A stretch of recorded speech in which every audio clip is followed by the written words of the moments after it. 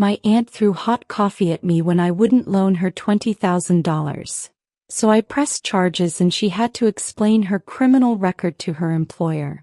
If you believe in stories that matter, subscribe and support us. And please, leave a comment with your city or country. We enjoy learning about our viewers. I was sitting at my desk reviewing quarterly reports when my phone buzzed. Aunt Patricia. I stared at the name, my stomach already tightening. We hadn't spoken in 6 months, not since she'd tried to borrow money for her business opportunity that turned out to be a pyramid scheme. I let it ring twice more before answering. Shayna, baby girl. How's my favorite niece? Her voice dripped with artificial sweetness, the kind she used when she wanted something. I'm your only niece, Aunt Pat. What's up? I kept my tone neutral, professional. At 28, I'd learned to recognize her patterns. Can't I just call to check on you? She laughed, but it sounded hollow. I heard you got that big promotion at the marketing firm. Executive account manager. I'm so proud of you, honey. My jaw clenched. How did she know about my promotion? I hadn't posted it anywhere public and I certainly hadn't told her. Mom told you. Well, yes, but listen, Shayna, I need to talk to you about something important. Can we meet for coffee tomorrow? Say that fancy place near your office. The one with the caramel macchiatos you love. Red flags everywhere. She knew my coffee order, my promotion, and wanted to meet near my workplace. This wasn't a casual catch-up. This was reconnaissance. But something in her voice, a desperate edge I'd never heard before, made me pause. Fine. Tomorrow at 2. But Pat, if this is about money. It's not. I promise. Please. I really need to see you. I should have trusted my instincts. The cafe smelled like cinnamon and burnt espresso beans. I arrived 15 minutes early, a habit from my corporate training, and claimed a corner table where I could watch the door. At 2:03 p.m., Aunt Patricia swept in wearing a designer pantsuit I knew she couldn't afford. Her hair was freshly highlighted, nails done, carrying a Louis Vuitton bag that screamed fake from across the room. She spotted me and her face split into a smile that didn't reach her eyes. Shayna. Oh, look at you, so professional. She air-kissed both my cheeks, her perfume overwhelming. As she sat down, I noticed her hands trembling slightly. You look tired, I said because she did.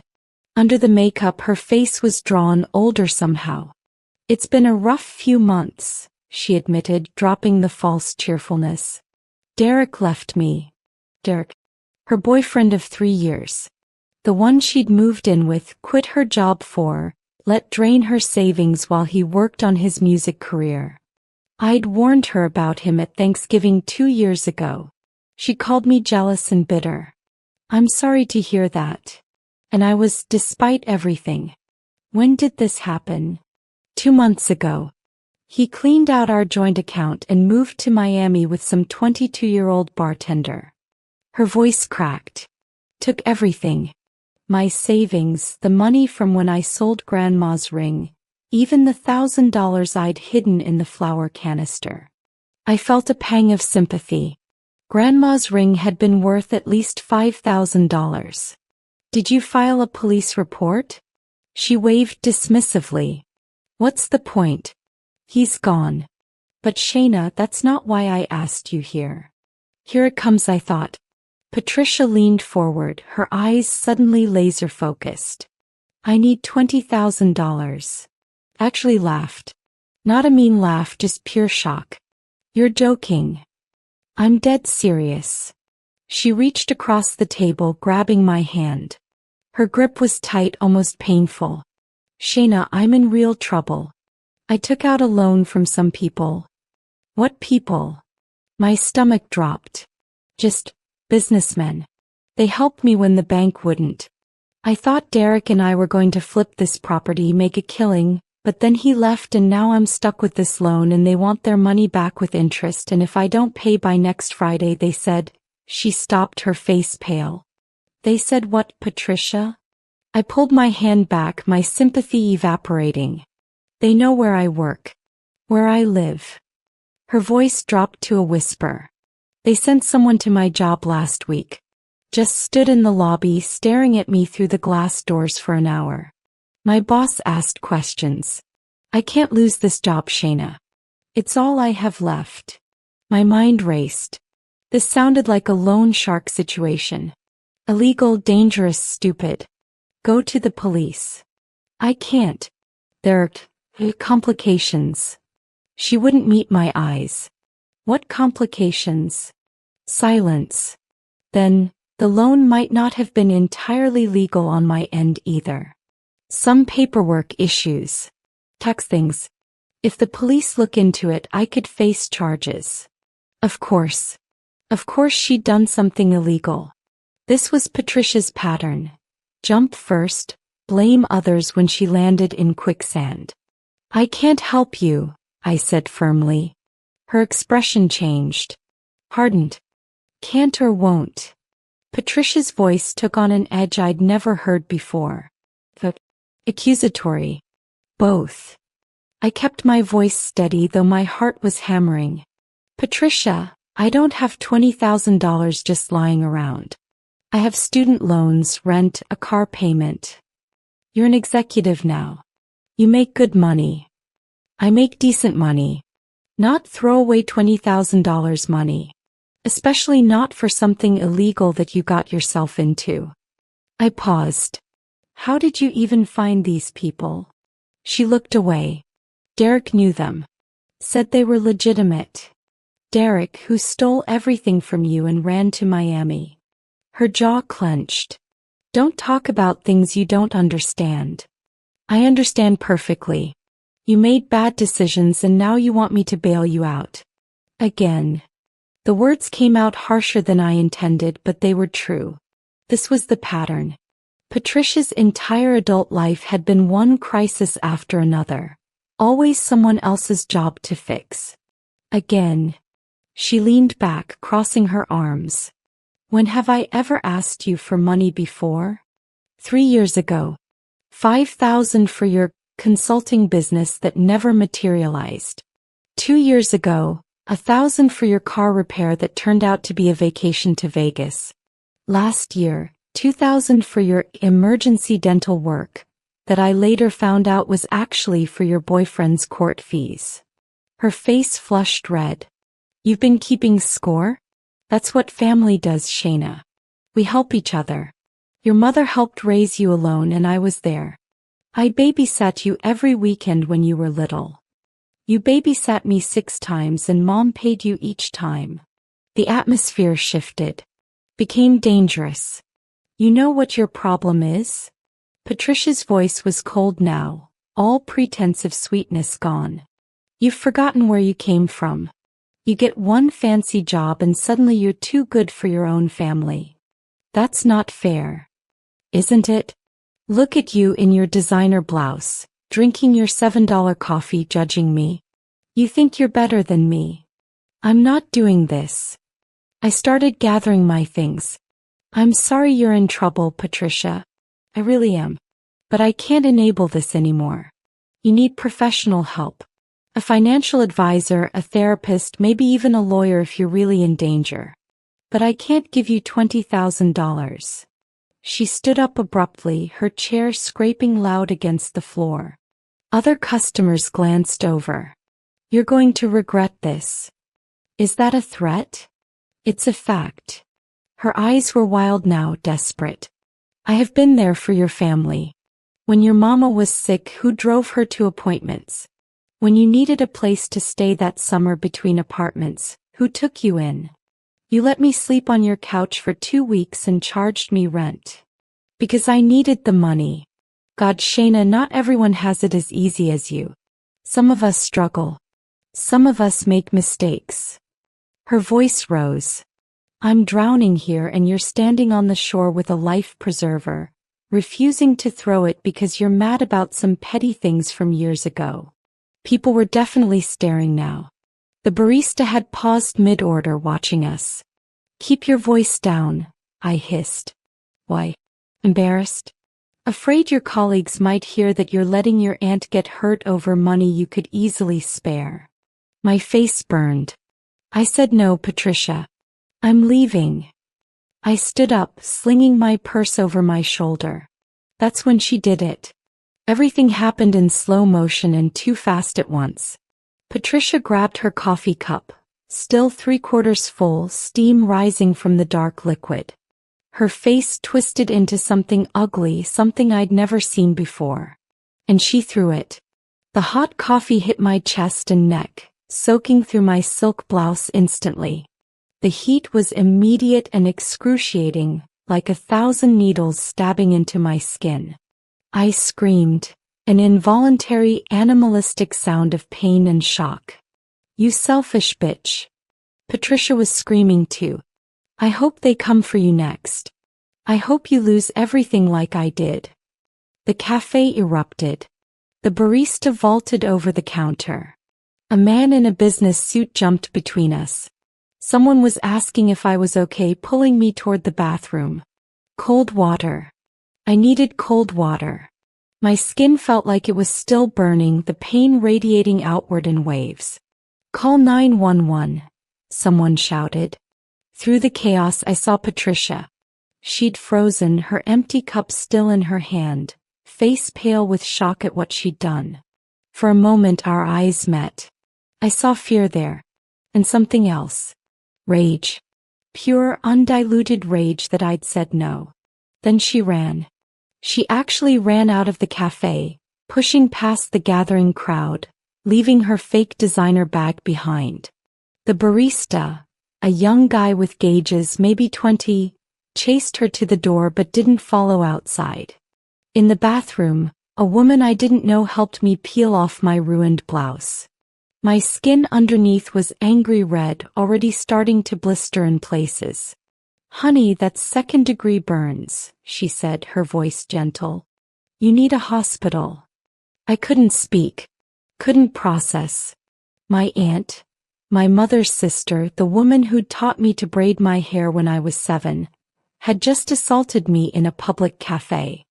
The paramedics arrived within 10 minutes. They wrapped my chest and neck in cool bandages, asking me questions I could barely focus on answering. Yes, it hurt. Yes, I knew who did this. No, I didn't know where she went.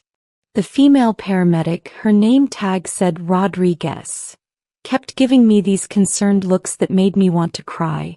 The burns aren't as bad as they could be, she explained as they loaded me into the ambulance. The coffee had cooled slightly and you got water on them fast. But you'll need treatment. And documentation for the police. The police. Right. Because this was assault. This was a crime. At the ER, a detective showed up while a nurse was applying Silvadene cream to my burns. Detective Aaron Webb, mid-40s, kind eyes, notebook already out. He pulled up a chair and waited until the nurse finished before speaking. Miss Harris, I know this is traumatic.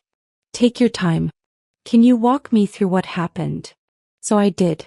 All of it. The phone call, the meeting, the ask for money, the escalation, the attack. He wrote everything down, occasionally asking clarifying questions. When I got to the part about Patricia running, he nodded like he'd expected it. Do you know her current address? I gave him the address I had, though I warned him Derek might have kicked her out. He asked about Derek too, full name, description, last known location. I told him about the loan sharks, the illegal loan, everything Patricia had confessed. This helps us build the case, he said. Miss Harris, I'm going to be straight with you. Your aunt committed aggravated assault. With your injuries documented and multiple witnesses, we have a strong case. But you need to decide if you want to press charges. If. The word came out sharp. My neck throbbed with each heartbeat. Family cases can be complicated. Press charges. Detective Webb's eyebrows rose slightly. You're certain? Completely. My voice shook, but not with uncertainty. With anger. Pure, justified anger that was finally breaking through the shock. She assaulted me because I wouldn't give her money for an illegal loan. She threatened me. She could have blinded me if that coffee hit my face. Yes, I want to press charges. He nodded approvingly. Good. That makes this simpler. He flipped through his notebook. I'm going to run her information, see if she has any priors. It'll help us locate her too. Patricia in Morehouse, correct? Date of birth October 14th, 1979. That's her. He stepped outside to make some calls. The nurse finished bandaging me, prescribed antibiotics and pain medication, gave me care instructions. I sat there in a hospital gown, my ruined blouse in a plastic evidence bag, trying to wrap my head around the fact that my aunt was now a fugitive. My phone buzzed. She'd called 4 times. I'd have to tell her eventually, but I wasn't ready. Not yet. Detective Webb returned and his expression had changed. Sharper. More interested. Miss Harris, your aunt has a record. What?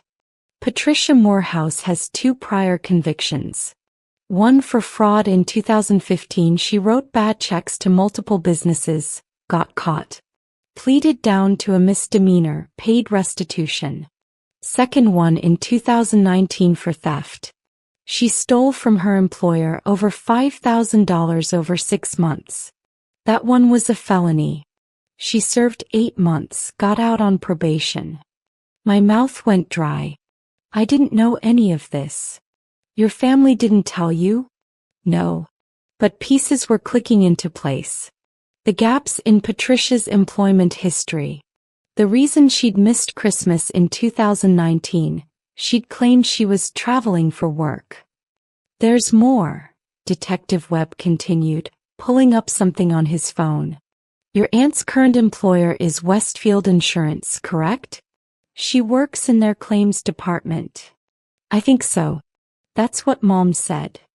His expression turned grim. That's a problem. With her record, 2 theft-related convictions, she should never have been hired in a position handling money or sensitive information. Either she lied on her application, or they didn't run a proper background check. The implications hit me. If this assault charge goes on her record, she'll likely lose her job. And given her priors, she's looking at serious time. This isn't her first rodeo. Judges don't take kindly to repeat offenders, especially violent ones. He paused. I want you to understand what pressing charges means. Your aunt will face legal consequences that could be severe. She threw scalding coffee on me, I said flatly. She could have scarred me permanently. She ran away instead of helping. She chose this. Fair enough. He stood. We'll locate her. Do you have a safe place to stay tonight? Any chance she knows where you live? My apartment. She'd been there for that 2-week stay 3 years ago. She knows my address. Then I'd recommend staying somewhere else until we have her in custody. She was desperate and violent today. People escalate. Fear trickled down my spine. You think she'd come after me again? I think she's cornered. She owes money to dangerous people. She just assaulted someone in public and her world is falling apart. Cornered animals are unpredictable. He handed me his card. My direct line. Anything suspicious, strange cars, hang-up calls, anything, you call me immediately. I ended up at my best friend Jolie's apartment that night, my burns throbbing despite the pain meds. She'd brought me clothes from my place, escorted by a patrol officer Detective Webb had arranged. As I lay on her guest bed, I called Mom. You did what? Mom's voice cracked through the phone, shrill with disbelief. She assaulted me, Mom. I had to press charges. That's your aunt. My sister. Shayna, how could you? I sat up, wincing as the movement pulled at my bandages. How could I? Mom, she threw hot coffee on me. I have 2nd-degree burns. The doctor said if it had hit my face. It was an accident. She was upset. An accident? My voice rose. She picked up the cup and threw it at me because I wouldn't give her $20,000 for an illegal loan. That's not an accident. That's assault. 20,000, what are you talking about? So I explained. Everything. The loan sharks, Derek, the illegal paperwork, the threats. The desperation in Patricia's voice, the manipulation, the escalation. Mom went quiet, that dangerous kind of quiet that meant she was choosing her words carefully. Patricia's been through a lot, she finally said. Derek really hurt her. She's not thinking straight. You should have just given her something, Shayna. A few thousand to tide her over. Why is it my job to fix her mistakes? Because that's what family does. We help each other. Do you know how many times Patricia helped me when you were little? When I was working 2 jobs and could barely keep the lights on. She was there. And I appreciate that. But Mom, this isn't about help. This is about enabling someone who's been making destructive choices for years. I took a breath, trying to stay calm. Did you know she has a criminal record? Silence. Mom. That was a misunderstanding, she said weakly. The check thing was a banking error, and the other thing, her boss was stealing and blamed her. She pled guilty to both, Mom. She served time. 8 months. It was 8 months, and she paid her debt to society. Patricia was arrested 3 days later at a motel near the airport. She'd been planning to flee to Atlanta where Derek's cousin lived, but Detective Webb tracked her through her credit cards. She'd been using them frantically, gas, food, the motel, despite claiming she had no money. When they brought her in, she demanded a lawyer and refused to say anything else. The arraignment was surreal. I sat in the courtroom gallery, Jolie beside me for support, and watched my aunt shuffle in wearing an orange jumpsuit and handcuffs. She looked terrible. Unwashed hair, no makeup, dark circles under her eyes. When she saw me, her expression twisted with hate. "This is your fault," she screamed, lunging toward me before the bailiff restrained her. "You did this. You selfish bitch. I'll destroy you. I'll—" "Miss Morehouse, control yourself." The judge slammed his gavel. "One more outburst and you'll be held in contempt."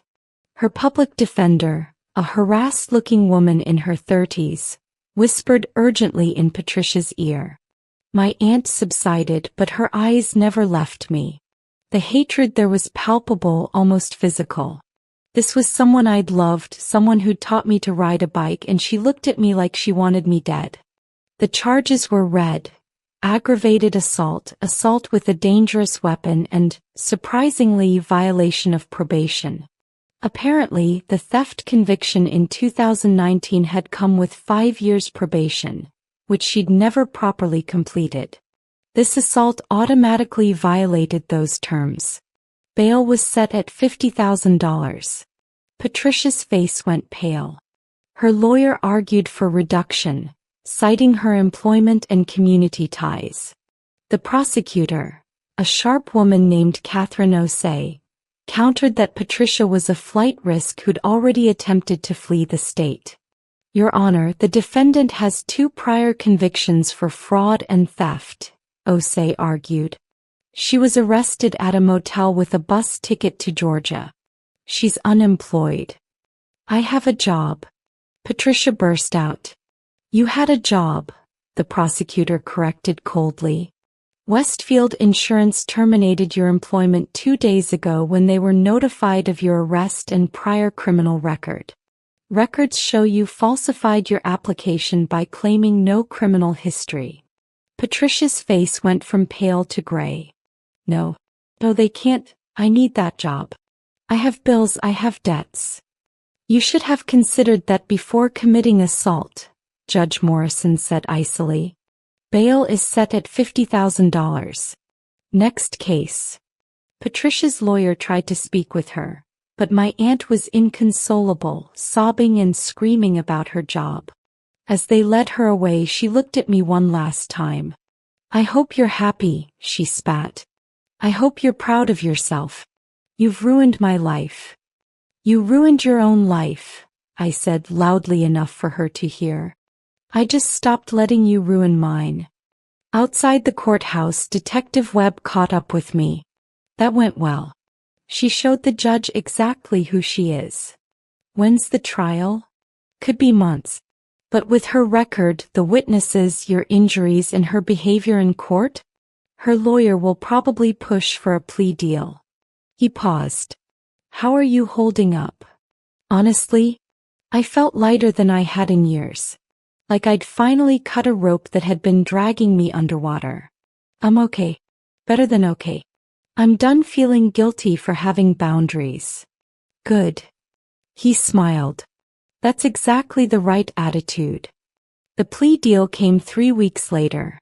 Patricia would plead guilty to aggravated assault in exchange for dropping the probation violation charges. Sentencing recommendation: 18 months with possibility of parole after 12. She'd also be required to complete anger management and financial counseling, and pay restitution for my medical bills. Her lawyer called to see if I'd accept. My client is remorseful, she claimed. She's willing to apologize. I don't want her apology, I said. I want her to get help and leave me alone. The protective order will remain in place for 5 years after her release. Good. 6 months later, I stood in my new apartment. Bigger, brighter, in a better neighborhood with a doorman and security cameras. The burns had healed, leaving only faint marks that would fade with time. The emotional scars were taking longer, but I was working through them with a therapist who specialized in family trauma. Mom and I were speaking again, though our relationship had fundamentally changed. She'd eventually apologized for pressuring me, admitting that she'd enabled Patricia's behavior for years out of misplaced loyalty. We had dinner monthly with firm boundaries about what topics were acceptable. Patricia was serving her sentence at a women's correctional facility 2 hours north. I'd heard through relatives that she was actually doing well, attending the counseling sessions, working in the library, staying out of trouble. Part of me hoped she'd emerge different, healed. But I also knew that wasn't my responsibility. Jolie knocked on my doorframe. You ready? Your company's waiting downstairs. Right. My date. Elias, a graphic designer I'd met at a networking event. Kind funny, no drama. Just the kind of person I needed in my life now. As I grabbed my purse, I caught my reflection in the mirror. I looked different. Stronger. More sure of myself. The girl who'd let her aunt walk all over her was gone. In her place was a woman who knew her worth and wouldn't compromise it. My phone buzzed. A text from an unknown number. This is Patricia's cellmate calling from the prison. She wanted me to tell you she's sorry and she understands why you did what you did. She's working on herself. Just thought you should know. I stared at it for a long moment, then deleted it. Maybe Patricia was sorry. Maybe she was changing. But that wasn't my burden to carry anymore. I'd drawn my line, protected myself, and refused to be anyone's doormat. As I headed downstairs to meet Elias, I felt something I hadn't felt in years when it came to family obligations. Free. The guilt was gone. The obligation was gone. All that remained was the clear knowledge that I'd done the right thing. And that was enough.